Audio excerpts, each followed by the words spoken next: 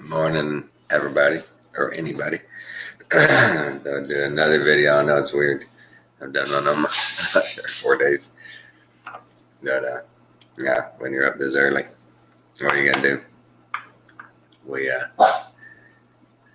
unlike most people, we didn't even discuss the time change. We didn't even talk about it in this house that the time change was happening today. So, I got up, my eyes opened. I got out of bed. Let's look and see. Had 9 hours and 10 minutes of my music, my sleep music, played during from the time I went to bed till I got up. So now I slept good. Wasn't bad. Wasn't too bad. I forgot about time change. So I get up, came in the kitchen. On the stove, it says 6:50.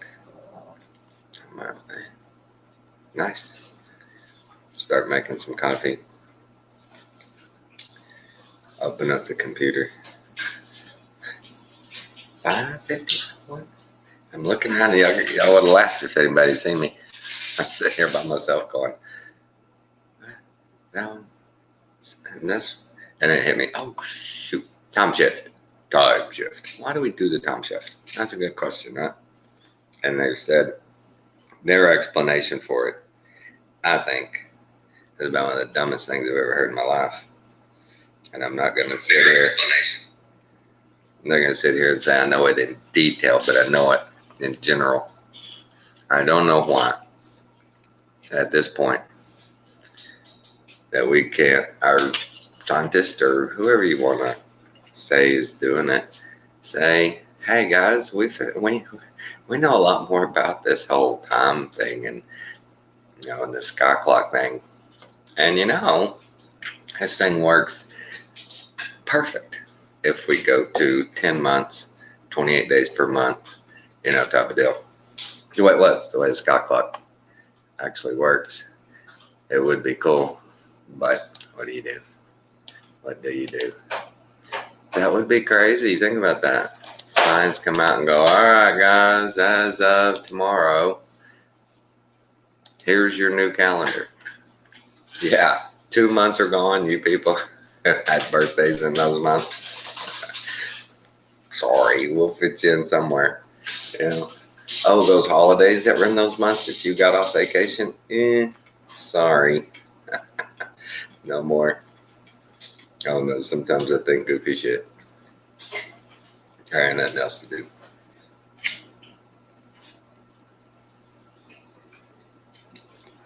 First one of the day. Wake and bake all. Welcome to the jungle. A time shift.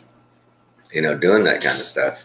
The first time that concept hit me, I was watching a Crow 777, and that was the first time I ever heard somebody do a really good job of explaining the sky clock and what that entailed. Because to be honest with you, I didn't have any idea how they kept time. I knew 24 cycle, sun and all that they claimed, but like they say, they have an atomic clock ticking, and that it's precise down to, y'all heard about it, the down to a millionth of a second or some ridiculous thing like that. How do they know? I don't know when time started, and when I started getting the concept of, wow, you think about it, we really don't know where we are in time. We don't know. We guess. We postulate, theorize, but nobody knows. That's weird. Think about it. We don't know what time of day it is. They're close. Yeah, close. Seasons, close. Things are close. I know in my lifetime, growing up in West Texas, I saw two weather shifts. We had a cycle where you go 2 or 3 years and you'd have really cold winters. I mean, just cold, not really no snow. We didn't have snow, but just cold. Or we'd have some snow. Rare that we had snow. And springs would come early. Summers were hot. And then it would shift. Boom. We'd have nice, beautiful, mild winters. And we'd have nice, temperate, not 100 plus degrees every day summers. And then it'd shift back. I remember growing up, man, there were summers. Jeez, it was hot. And we were raised without and I'm glad they didn't, of the use of sunblock. Yeah, we just didn't.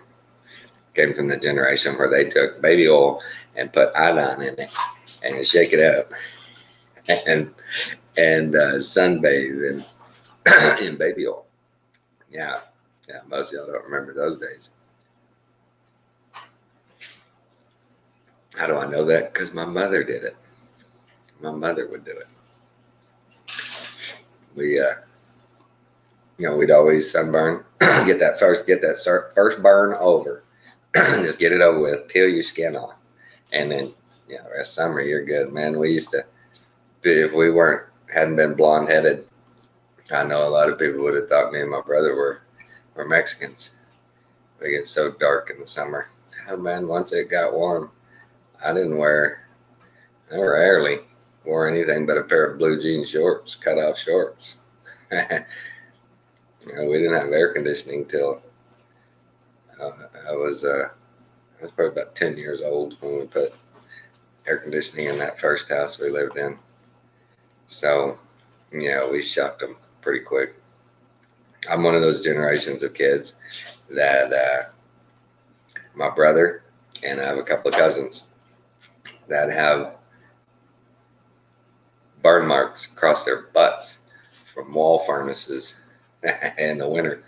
Get out of the bathtub, run over there with your towel, stand in front of that thing. Man, it's so cold. And it's just getting warm, and your brother, I'd pump him or bump him, and try to make the other one's ass touch it. You're trying to get their ass to hit the hot furnace. And my brother's got a little scar. My cousins have a couple. Fun times. But the time shift, man. Why? Why won't they leave us alone? What's their freaking idea is that? If they didn't adjust the time, we're so stupid that we'd start noon would be midnight, and midnight would be at noon. They think we completely get messed up, turned around, no idea, night and day. Is that what they think? Because they claim that, if we don't adjust, all of a sudden we'll look up in September's, in the middle of May. We're like, what happened? The seasons, look at September. It sure is hot. Well, I've been in West Texas. It has been real hot. A lot of Septembers. Excuse me. I did that the other day. I burped the other day in a video. And I looked at myself. I was like, oh, that was rude. You didn't even say excuse me. And you just let her rip, man. Just let her rip. Rude, crude, and obnoxious. Understood. But we, now that we've made the switch that science says will keep us in our equilibrium. I was laying there last night thinking, wow, you can feel it. You can feel the change. You can feel the day. It's shorter. This is the time of year where we got less light than dark, and you can feel the vibe. You can feel this. People get really depressed. People get really. People get down, and wow, what's going on? Hey, Tony, what's up?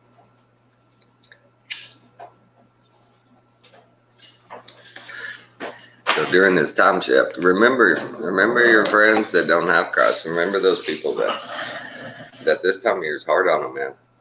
They got nobody. They got nothing. and they get more and more depressed with this, with all this craziness going on in the world. These poor people. They don't know what we know. They don't hear, and they haven't seen what we understand.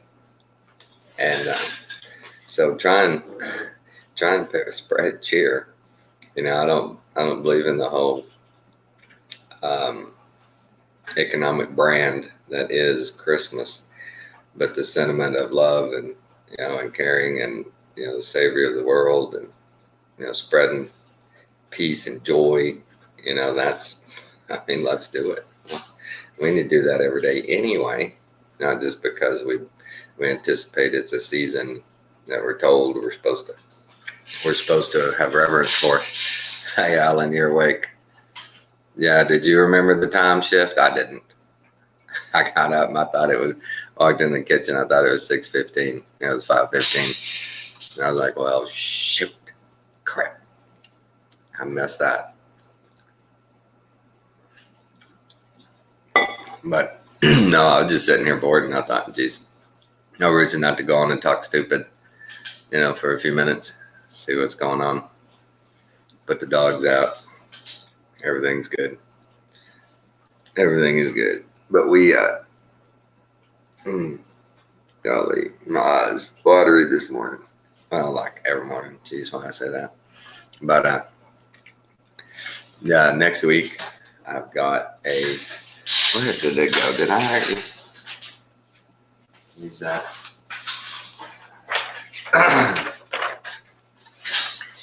My contribution to yeah, that explains it, right, Alan? That my contribution to my doctor's, I'm gonna guess either his cabin in Aspen or his new grotto and swimming pool at his house. That next week I'm going on the 15th for a couple of tests. An ANS that says here it's used to check physiologic process of the autonomic nervous system, which controls basic functions, including heart rate, body temperature, breathing rate, digestion, and sensation. Then a QSART test to check the neuropathy, disturbance in automatic nervous systems, and complex pain disorders. It says it takes 45 minutes for these tests. So I'm sure they're going to do like we used to do people, biometric. They'll take the little needles, put in me all the way up my body, line my feet and my legs, my arms, turn me on and watch my frequency. And I'm going to ask a lot of questions. Hey, what's the heart setting on this machine? What are we reading? What are those numbers telling me? What is my frequency? I want to know. Should I video my deal? We'll see. Maybe I'll go live. Live right now, being conducted in a neurological autonomic nervous system test. Hey, Lee. What's up, buddy? It'd be interesting to see. I remember back in 2006 or so, I guess, first time I worked at a hospital out in Tennessee, that they had a department. They had set up a biometric screening department, and these people would come in, and on any of the spine cases, especially the spine cases, they would come in and attach the patient to a biometric monitor. And they could see on the smallest, well, smaller than you can tell by surface movement, disruption in any of the nervous of the neuropathic pathways. If we touch something that affected their hand or anything, you'd see it on the screen. Whoa, what are y'all doing down there? We get asked that a lot. Hey, what are y'all doing down there? Yeah, look at the screen. Something's, we don't like it. Where we're at, it's pretty cool. I never used it anywhere before, and then it was the norm. Now it's everywhere. So that was right in front of my eyes, a whole nother, I guess you would say, specialty, medical division that started up right there in front of my eyes. I mean, people had to go train on that equipment and how to use it. They had to understand the equipment and the process, and troubleshooting and all that. First time I asked, we did one. I asked the tech. I said, "Okay, so doctor starts doing something that's really upsetting the nervous system. What do? You just scream, stop! What do you do? Excuse me. How are we going to work this? Are you going to let me know? You're going to say, hey, are you going to just talk to him? Because everybody's afraid of surgeons, especially people who've never worked with them. And then they start working with them, and they're so afraid of them."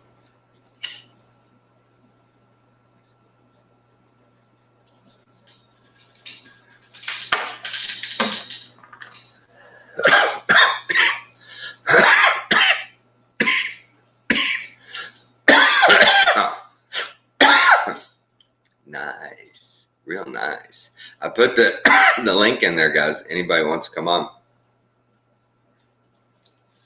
I'm asking Lee to come on because I just want to at least be able to attach a voice to the name and stuff. We see these subs on here, and we see people. They know what we look like. We have no idea what they look or sound like. It's pretty crazy. In my mind, may not be in yours, but then my mind is easily manipulated. Easily. We are counting down to go see Lulu. We're going to go see my parents for Thanksgiving. I think we're heading out Tuesday evening, like the 23rd. Yeah, Kathy's got a crazy plan because she got Wednesday off. So we're going to leave like Tuesday when she gets off, drive 3 or 4 hours. We're taking the RV, by the way, Alan. We're taking the RV. How long ago did it change? What change, Alan? How long ago did what change? Or we started doing the daylight savings time? It's been done my whole life that I can remember. I'm too shy to go on air. Come on. Too shy to go on air.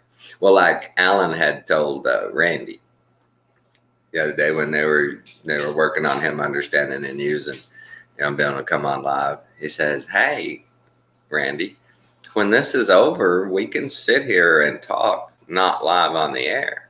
We can get up to 10 people in this room in this on this channel, and we can do this private. It's not going to be live on the air. If you want to come on right before the end, any of y'all, and we'll sit and chat. We'll all get on here and sit and chat for a while, and because typing and in the chat and asking questions and conveying thought processes that way ain't the easiest, So I encourage Alan. I think he'll agree on his channel. I may start doing just a call to anybody that wants to come on and have a private talk. Come on, we can sit here and talk privately, and you don't have to be shy, Lee. If we were at the bar, Lee, would you not talk to me? Would you turn away from me? Huh? Would you be too shy to talk to me? Would you? Would you? We know Alan's not afraid to talk. We know Tony's not afraid to talk. I'm not afraid to talk. No pressure, Lee, but you know. You know.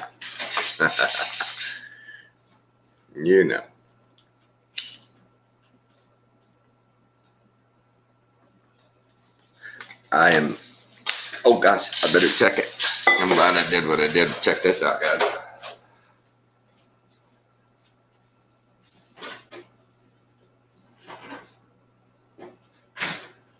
Woohoo!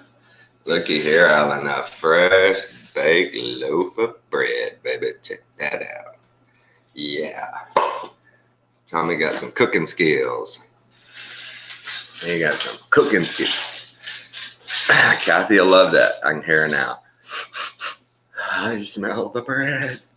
Can I have a piece lathered in butter? Yes, you can, dear. Yes, you can. Hey, we got a new one in. Ms. Bell. Edna Bell. Morning.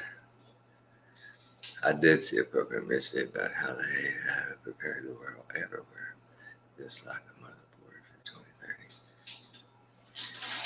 Yeah, they've been preparing us in a lot of ways, Lee, that we have no idea.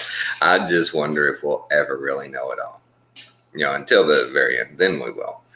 But will there be a point in human history where everybody will be able to just step back and go, wow, that was bad. That was really bad. They took our brains and washed them out for us and programmed us, and wow, bad times. Wow, that's weird to say it that way, right? Because we know there will be an end time, and we know how that's going to go down. So I don't guess there's any reason to speculate. Will there be a point where people come together and go, look what they did to us? Because that's us now. We recognized it, but as a group, as a whole, as man, not mankind, man has fallen yet once again, given the golden ticket, given the opportunity to have,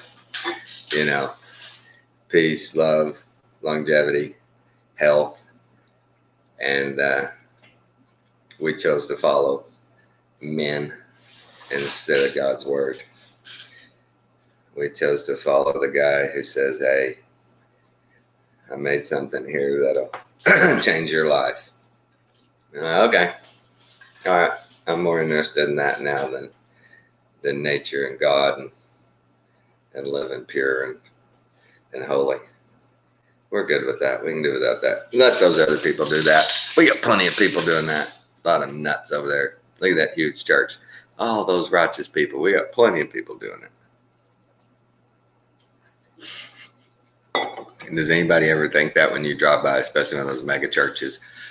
Wow, look at all those Christians. Wow. I bet the love in that building and the charity and the compassion is overwhelming.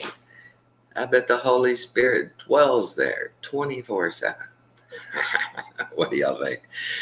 Yeah, it's all about the brain. Yeah, I mean, once they understood how they could manipulate the brain with not even physically being there and forcing you to do it, just through the subliminal, just through the suggestive.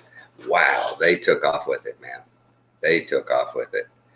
And my grandparents and parents' generation, they had no freaking idea why they liked Coca-Cola so damn much. They just didn't. They had no idea. And realize why all of a sudden they would turn into McDonald's and get those kids a couple of those burgers. You don't know why. You just did.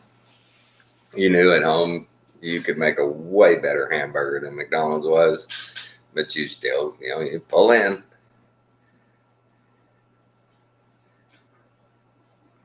Yeah. We, our parents had no idea the way they were being brainwashed and manipulated into their consumer society. My dad, I remember him being proud of the air conditioners he sold the GEs because they last forever. They lasted a long time. I didn't watch it last night. It had started, Lee, and we were watching the NASCAR Xfinity race, and it came up on my phone. I plan to watch it today. But yeah, he's that dude's on the mark, ain't he? He's one of the guys that's on the mark. And I still wonder how he gets out that information without being blocked. Because for the longest time, he didn't call his words. Is it good? I don't know. I didn't see it. I don't know. His stuff is pretty interesting, and the last time, the things he's knowing the path he's looking at, it's the transhumanism. He's looking at the graphene. He's looking at the that's what he's been looking at anyway, that I know of. Yeah, Alan and Noah. I see Noah's still on the Trinity, or no, he's not on the Trinity, but he's on the tribulation and Armageddon still yet to come. I don't know if anybody's ever even got an audience with him to suggest premillennialism. It'd be nice if we could. He seems like the kind of guy that would understand. But yeah, he's on to the nanotech, the transhumanism. Him and Nicholson, 1968. Nicholson, 1968, actually, to be honest, was the first dude onto the whole, that I've seen, onto the whole big picture of transhumanism and the rollout of crisis after crisis to get us to get us loaded up with our tech so they can turn us on.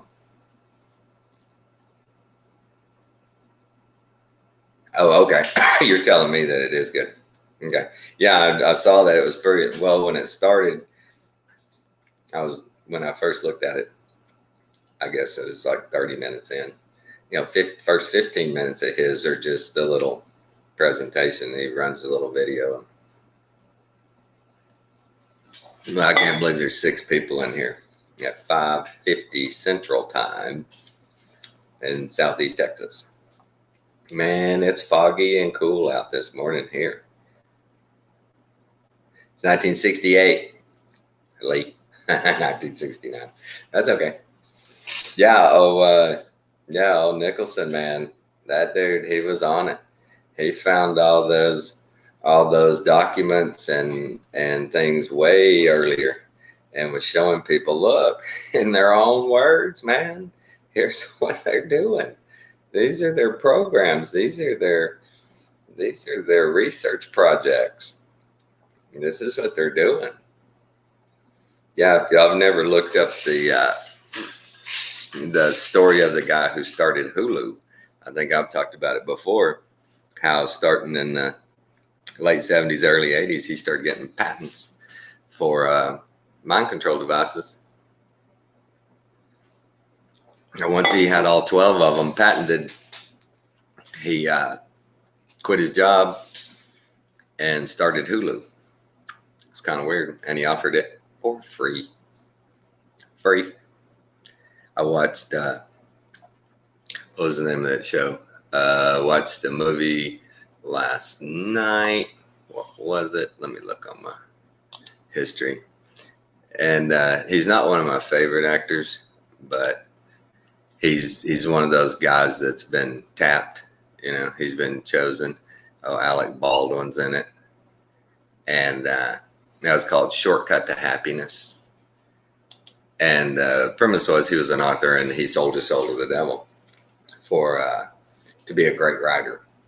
And a lot of big names in it. Anthony Hopkins is in it. He plays, I guess, the the righteous guard, where he defends him in court against the devil, and how the devil never produces what they promise. You know, his whole deal was he had been promised success, and success meant being a good writer and writing good books. That wasn't what happened. They put out crap and just publicized it, and and pushed it and told everybody it was the greatest, and the critics hated everything he did, but he still had success. He got rich. He had more and more money, more and more women. He had more and more everything, but his books were crap. And he wanted out of the contract, man. I want out. Success, you need truth. Just because you're successful doesn't mean there's any truth in your success. And I've often thought the same thing about so many, people like that. There's a lot of books out there that are just garbage. just garbage that have no redeeming quality. It's, and I guess for some people, reading a piece of fiction does something for you. I'd rather read something that's true. Fiction, I can make up my own stories. I don't need a Fabio character in my stories. Have you guys seen a man called Net Most Wanted Wise Man? YouTube blocked all of his videos, but check him out on Rumble. Lee, have you got a link? If you got a link, Lee, put it in the chat there, and we'll be able to check it out.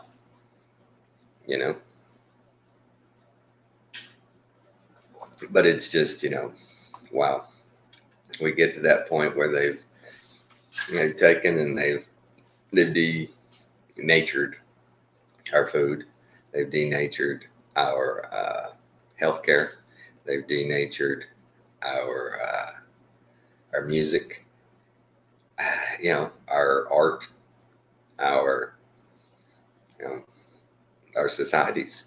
They've stripped us of our nature, and they're trying to turn us into hybrids.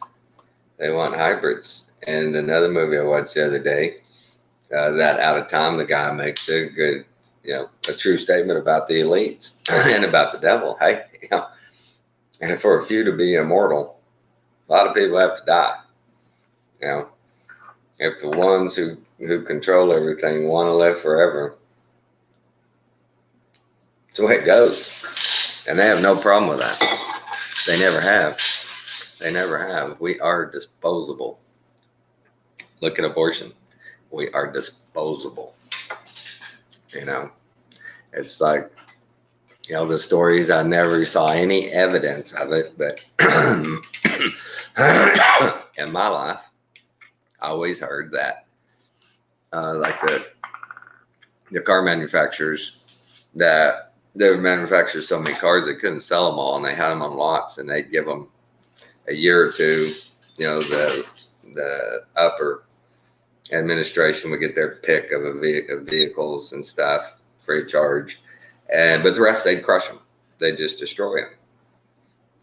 And I always thought, you got to be kidding me.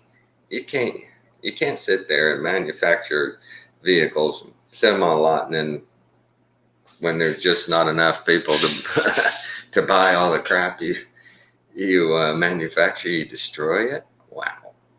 So if anybody out there knows if that's completely true or not, somewhat true or completely false, I'd like to know, because I've never seen anything that went, ooh, here is the lot where these vehicles are stored, and then here's where they're crushed. I've never seen anything like that. I have seen the videos of the government buildings that are just full of vehicles, brand new Ford pickups, just parking lot full of them, parking garage full of them.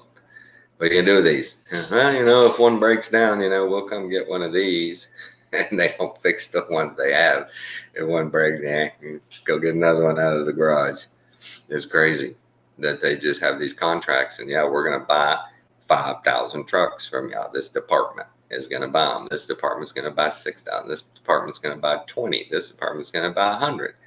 That's what the government does with our money. And then they just set people drive free vehicles, free gas. Now, I'm pretty sure that, like Congress, they can fill up their personal vehicles with gas there at a government facility for like $1 a gallon. Always have been. Never had to pay retail prices for their gas. Isn't that cool? Man, that would be so fun to be able to set up a system where if I want to go buy groceries, I'm not paying retail. If I want gas, I'm not paying retail. I want a new vehicle, I just go get me a new vehicle. I can write a law that says I'm entitled to that. Yeah, seen it here. Vehicle City Flint, right, Tony? So that is a real deal, huh? GM and Buick. Wow.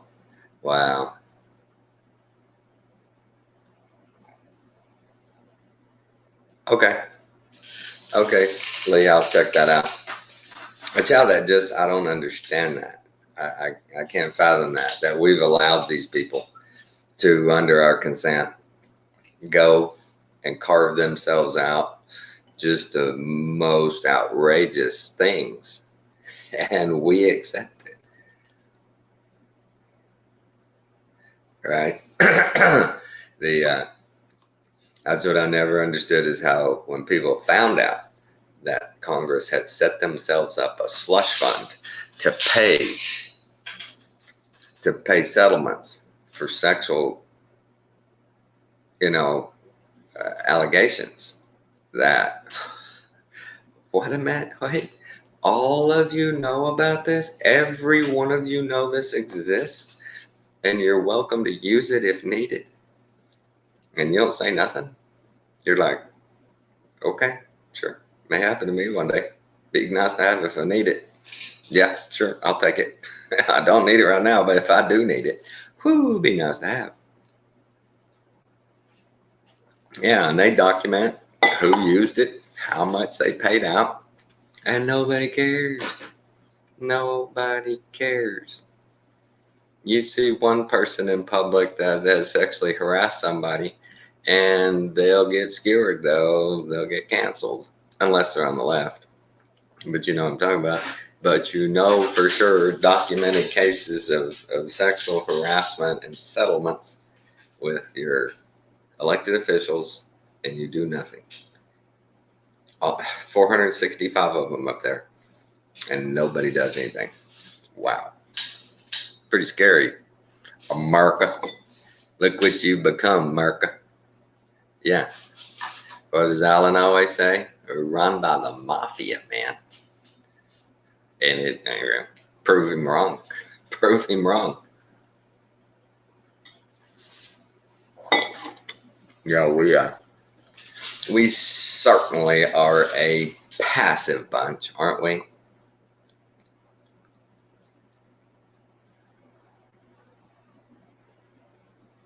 Oh, good. That's good. I'm glad people are having a good chat. I'm serious, about at the end here. If you guys want, more than welcome.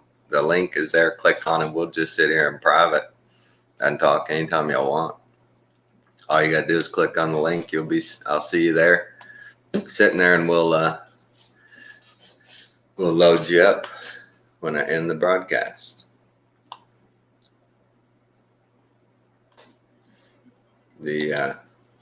I saw a little bit of Alan's last night.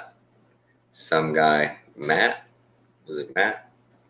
Said something about who lived and how Christ reigned during the millennial reign, and Alan just started going like a bulldozer through it, and the guy kept in the chat going, "Okay, dude, I agree with you. All right, I don't want to argue. Hey, man, it's all cool. It's all good. It's all good." And Alan just heard because he doesn't read the chat for a while. He'll take a look and he'll go, "Oh crap, done." That was funny. The guy's like, "Okay, dude, I give. Uncle." Alan's like, "And this verse says, yeah, okay, all right, sorry, dude." That's like, people need to learn, if you're going to ask Alan a question, don't get upset when he actually answers it in long form. Long form. He will answer most of the time in long form. So you need to pay attention. If you need to take notes, pause the video, rewind something. And Alan, you need to look in the chat a little more often. Just a little friend to friend advice there. I'm the worst because when I start looking at the chat, I go back and watch the video, see how stupid I look, and I catch myself reading the chat, and it's all, I ain't saying nothing. It looks like I'm having a seizure or something. All right, man, I can't wait to have a piece of that bread. Ooh, you know what I think I'm gonna do? Y'all tell me if this sounds good. I'll make some bacon and some sausage, and I'll fry up a couple of eggs, and I'll take a big old piece of that bread, throw it in the skillet, heat it up a little, and put those eggs on it. Oh, Ooh, that'd be good. I may make Kathy some French toast out of it. She loves that. Make big old thick pieces of French toast. I'm gonna get everybody all hungry here. And everybody's gonna leave, go make breakfast. I better wait for Kathy, right? I know. I said I'm staring at that bread going, oh man, I can't wait to have a piece.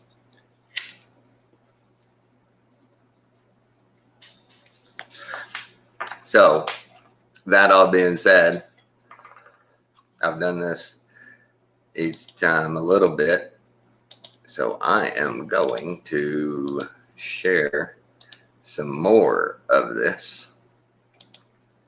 Yes, and I think people are catching on because they make these miniature, cans of Coke and everything now. I think they actually cost more than you would if you bought the big ones, but you can see in America, bigger is always better. Why did they? I think people are cutting back.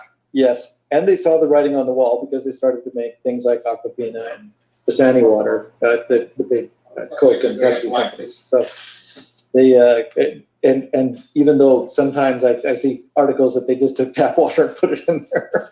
I've seen that. Someone sent me a legislative thing that claimed someone had passed a law that any water over a gallon had to be fluoridated, but it didn't have to be labeled. Yes, and all this fluoridation that they've been doing, and fluorine in toothpaste and stuff, people may not realize, but it's one of the chemicals they use for like mass hypnosis and such, which I think is one of the reasons why the television programming, they don't call it programming for nothing, is affecting masses of people these days.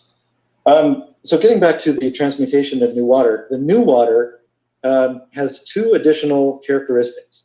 The first one is it is automatically deuterium depleted water. It's got no heavy water in it. It's all light water. So as soon as you make the new water, you can drink that as deuterium depleted water. What does that mean? What's deuterium depleted? Well, it doesn't have deuterium in it. It's low in deuterium. So normal water, I think, is about 1 in 5,000 parts, like 1 part deuterium, which is heavy water, in 5,000 parts of regular water. And that can concentrate in the body. And the heavy water, if you know your nuclear science, is what they use to help dampen nuclear reactions. And it does exactly the same thing in your body. You need some deuterium in your body, but when you get too much of it, it actually slows the metabolism down and causes issues lots of health issues in the body. So people who have been drinking water that is low in deuterium, which are several, 2 or 3 different ways to do it. One of which is this Brown's gas technique. Another way is to distill it many times. Another way is to freeze it many times, kind of thing. So in any case, there's ways of getting water, the heavy water, out of water, and then when people drink that, their body normally gets rid of deuterium on a relatively regular basis for the heavy portion. But if you're bringing in more than it's getting rid of, then you tend to concentrate more of it in. So if you start drinking the water that is deficient or light in deuterium, then your body can come back into a more healthful state. And they're noticing a lot of health gains from that. So the Brown's gas, so the AquaCure, I'm designing an apparatus that people can use to make deuterium depleted water in their own home. That's one thing. Another thing that it does, and this goes back to the transmutation thing, is that new water seems to, if you change the information, be able to transmute into almost anything. And we're talking fuel. We're talking people that are using the new water and exposing it to fuel like gasoline, and then it burns just like gasoline in a gasoline engine. So the memory was wiped, and then it becomes almost malleable to take on the characteristics of so many things. Is that the idea? Wow. Did y'all just hear that? Did y'all hear that? Wow. That, and remember the studies the Japanese guy did with impugning intent into the water. And that's where he saw the somatic patterns. And wow, the fact that what's the deal about how they could transfer that DNA code through frequency from one lab to another over 1,000 miles away. So now he's telling us that we can impugn the properties of gasoline into water and put it in your vehicle. Wow. Wow. Think about that. Is it just me that blows my freaking mind? Wow. I got to hear some more. Wow. That was huge. That is crazy. That is correct, including wine. Wow. So we get into the Bible and we Water see into that- wine. You got it. Wow. You could actually make an alcoholic drink directly from water that has no alcohol in it. So if you took new water, it's water that has no memory. For people who don't follow what we're saying, go look at Schauberger's work on water. But that would mean, if I'm logically putting this together, that the no memory water goes into you and you are the first memory that gets put into that water. Correct. And your body uses that to heal or do whatever it's needed if you're just ingesting the new water directly. That's correct. But when we're talking about the water into wine, what you do is you expose the new water to orange juice or wine, whatever it is that you want to drink. And the nice thing about the alcohol is you get into a thing very similar to the, why is the name escaping me right now, where you dilute a mixture until it's not there anymore to get the medicine.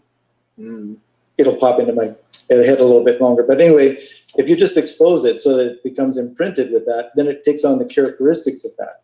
And your body reacts to that as if it was that. So you actually have a drink that'll give you the alcoholic buzz and taste, but you don't have any of the side effects. There's no poison in there. Isn't that interesting? Oh, wow. Yes. Well, that's interesting. No freaking way. Did he just say that? Guys, you got to be kidding me. Did he just say that? Right? No, please fill up my car, right? And all you have to do is have the pure water, zero water, and expose it. What does he mean by exposing it? Is it just near it? Right? Like 2 glasses? Glass of gasoline, glass of the pure water. Let them hang together for a while. I don't know. But I want to learn more. How about you guys? I mean, when I completely understood the first time I saw something in depth about water and the ability for it to carry, of course, frequency and intent. And then this is just the logical morph of that idea that somebody is proving that you can take water. Oh, the water is so, wow, how amazing is water. I never knew that there was like the 2 differentials that he said of the heavier water and then the light water, and you can separate them. And wow, that made so much sense when he said, yeah, the heavy water is what they use to contain nuclear reactions. Well, oh, wow. On the molecular level, that water molecule that's heavy is so strong and so diverse that it contains that stuff. That's just amazing to me. I don't know about you guys, but this kind of stuff, I love it. This is all of the all the things we should have known for a long time, but we're hidden. Thing too, because like when I was in Japan, the first time I'd ever heard of it, they claimed they had this beer that you wouldn't get a hangover if you drank it. And I said, well, how can that be? No, it was in Korea. And they said it's because the water is so pure that the beer is made from, and they swore by it. They said you can drink significant amounts of this beer.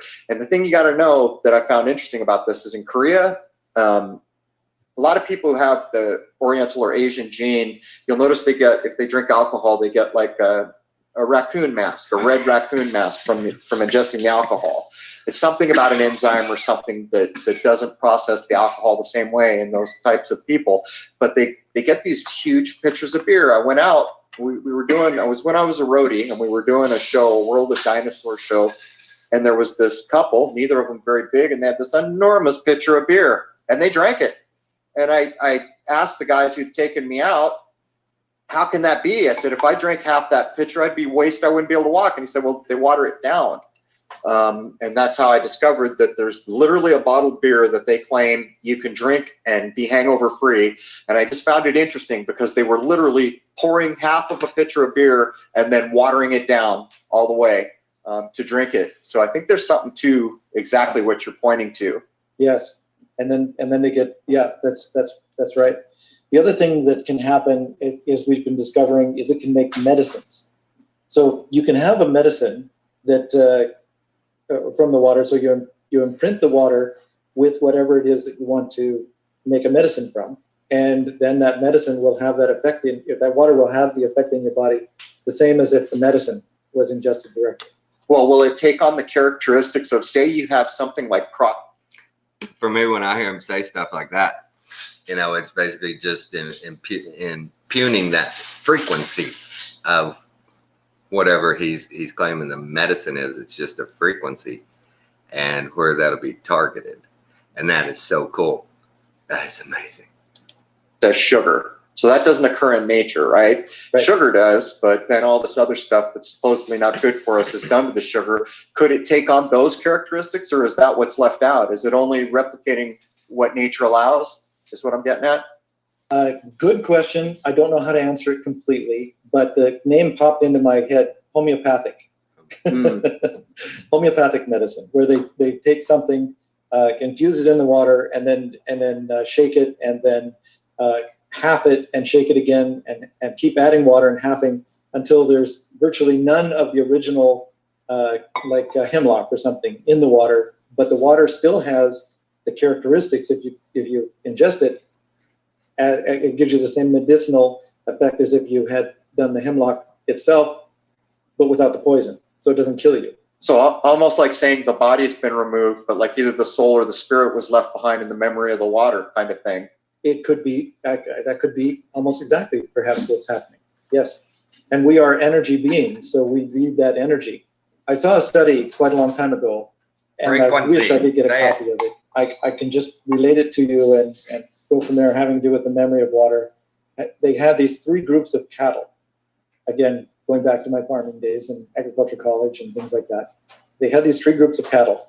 One was a control they just put off to the side, and they monitored that the stress indicators of heart rate and temperatures and all those kind of things of that group of cattle.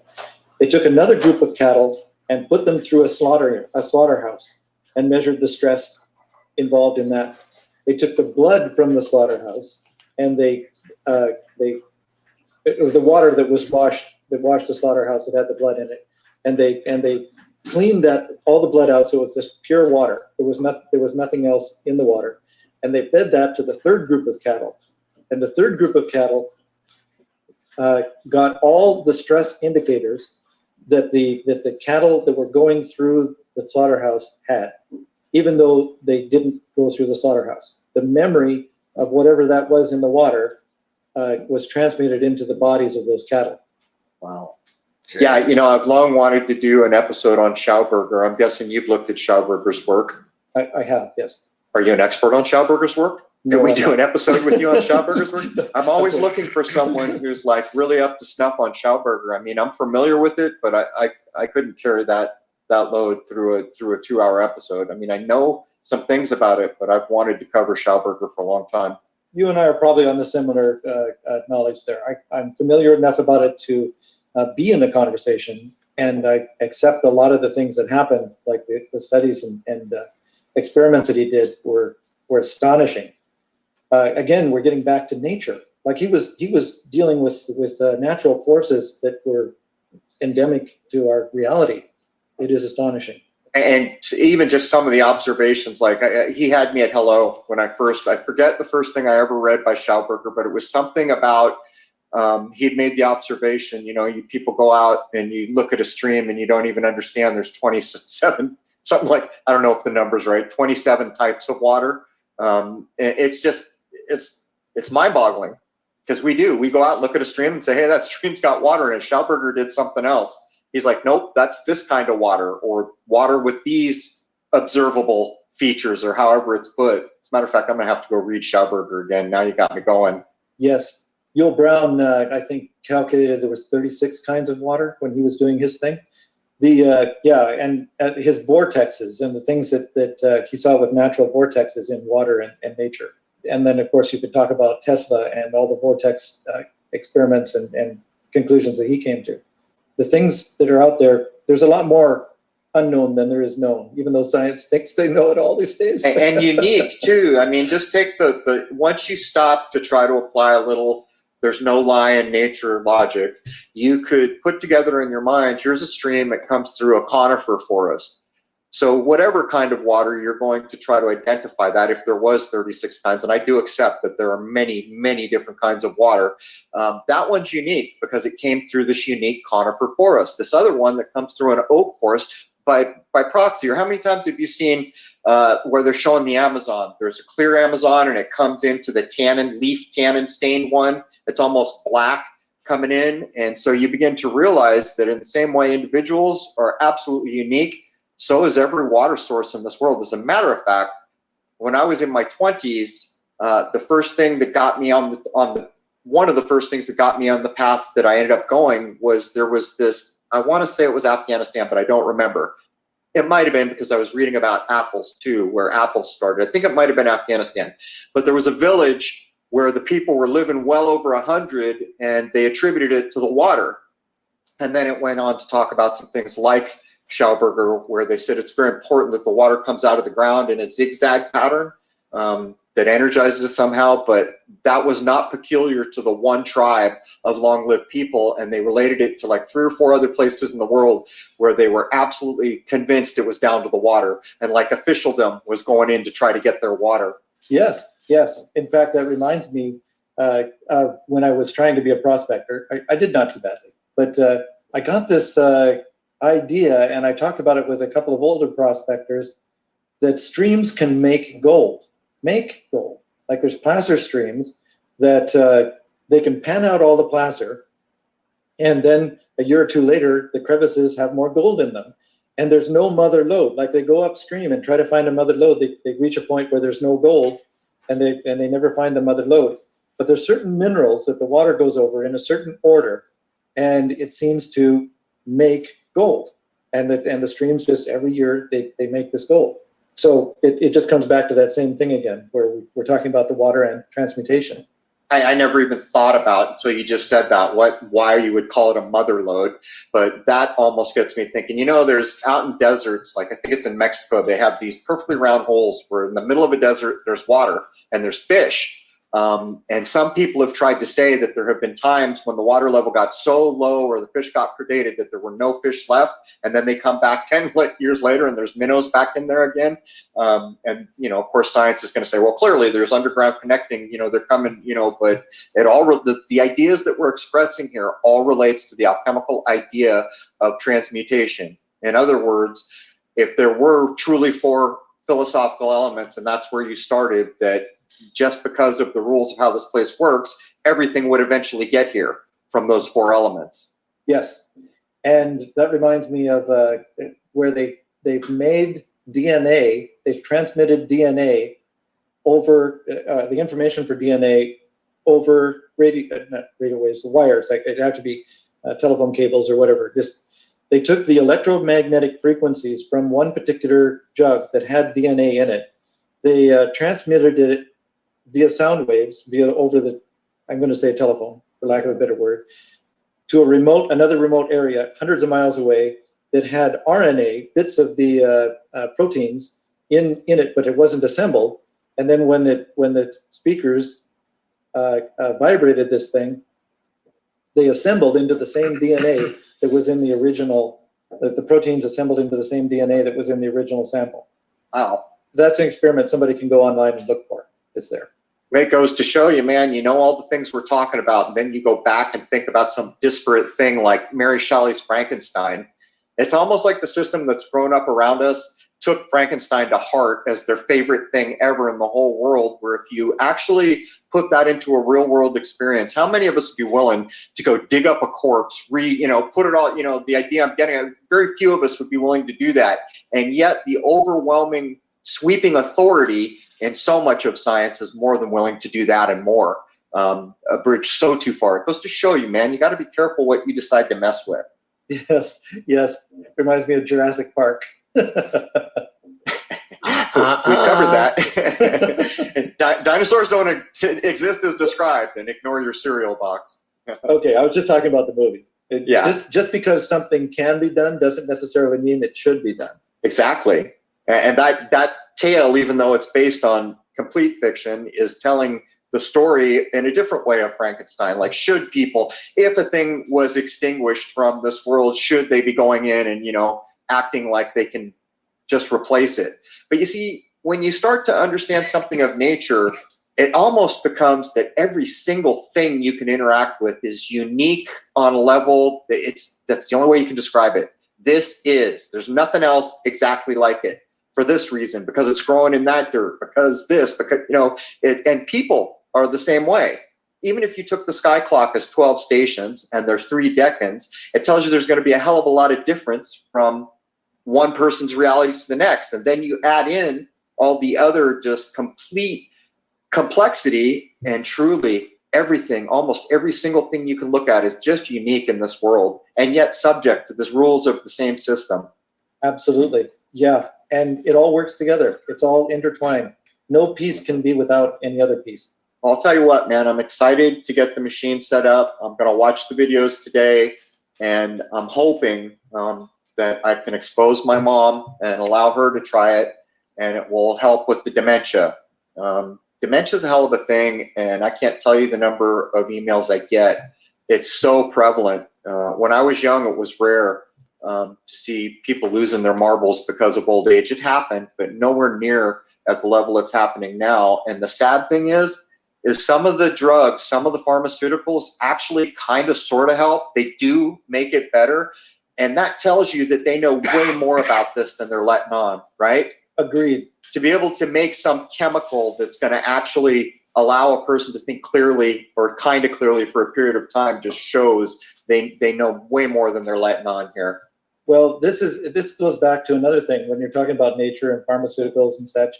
There's actually a medicinal chemist by the name of Shane Ellison who runs a website, and I'm telling you, I get nothing for this recommendation, but it's called thepeopleschemist.com. And what he's done is the opposite.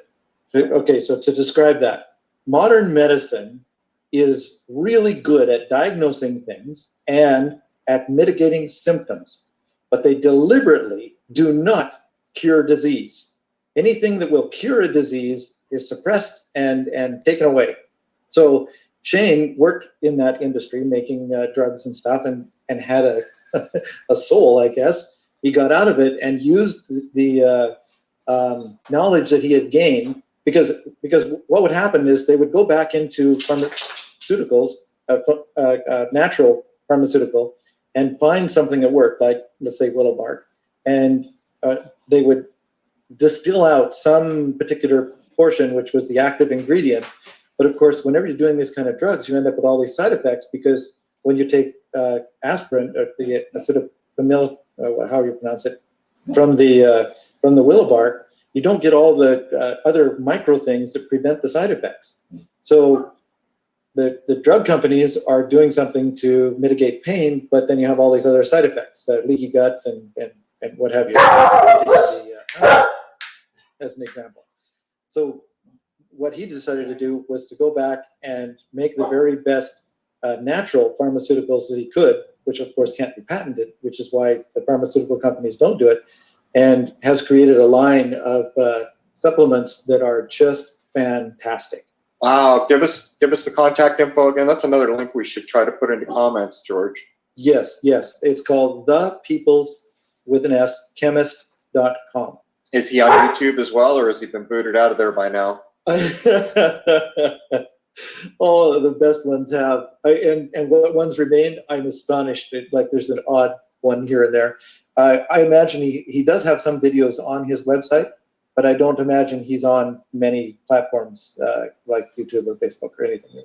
You know how I stay on YouTube? I put up a 1-minute video that says this is a bumper to this other show, and try to figure out what I'm saying between the words I'm saying. That's how I do it.